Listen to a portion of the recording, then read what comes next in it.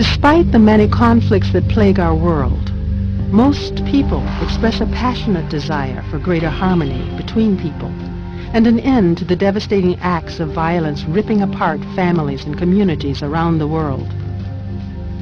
The vision of peace they point to is the common promise of all religions.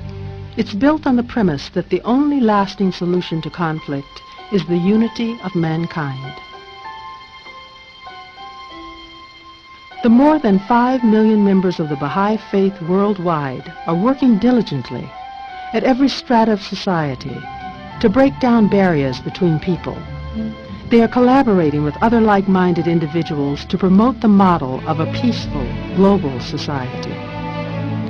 At the heart of their belief is the conviction that humanity is a single people with a common destiny. It encourages all people to see themselves as members of one universal family. In the words of Baha'u'llah, founder of the Baha'i Faith, "The earth is but one country, and mankind its citizens." it is a phrase that embodies the Baha'i concept of world citizenship.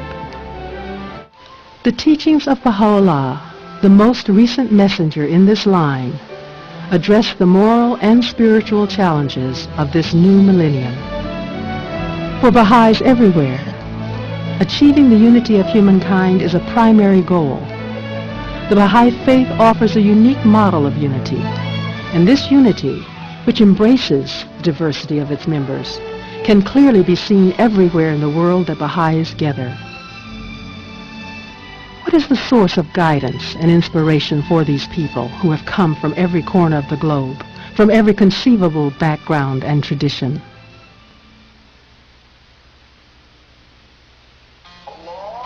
The story begins in the middle of the 19th century, a time of worldwide religious expectation. A young man in Shiraz, Persia, quietly proclaimed in 1844 that he was the messenger of a revelation from God. Referring to himself as the Bab, meaning the gate, he explained that he was the predecessor of a divine teacher greater than himself, who would soon appear and bring about a new age of unity and peace. In 9 short years, the Bab's spiritual and moral teachings spread throughout Persian society. Perceiving the progressive new faith as a threat, religious and civil authorities killed thousands of the Bab's followers. In 1850, the Bab himself was executed by firing squad, and his remains were hidden away by his followers. The new faith was all but silenced and hovering on the brink of extinction.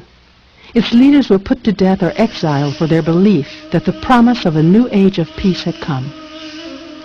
In 9 short but dramatic years, the community of this new faith was all but extinguished. A Baha'i historian described the condition of this young religious movement at this time. In just 9 short years, a community of followers was established, only to be momentarily silenced. In time, however, this community would not only overcome the immediate persecutions heaped upon it, but would grow in influence to both the Eastern and Western hemispheres. In 1852 in Tehran, one of the most courageous supporters of the Bab, a Persian nobleman named Mirza Hossein Ali, was arrested, tortured, and cast into a subterranean dungeon called the Black Pit. Because he was born into nobility, he was given the opportunity to take important positions in government or society. He chose for himself, however, a life of service to the poor and needy. His reputation grew because of his deeds and his character. He, too, became one of the earliest followers of the Bab's new teachings. It was because of this reputation and the position he held in the nobility that he was not put to death. His feet in stocks, his neck weighed down by chains, surrounded by criminals of the worst order, and with the awareness of circumstances that had driven his newfound faith to the brink of extinction, These were the conditions under which he would receive his revelation. Later, he took the name Baha'u'llah, meaning glory of God, and his followers became known as Baha'is. In more recent years, as the Baha'i community's numbers have rapidly increased, the pattern of life taught by Baha'u'llah is taking root in virtually every country. Abdul-Baha, Baha'u'llah's son, when asked what is a Baha'i, responded by saying,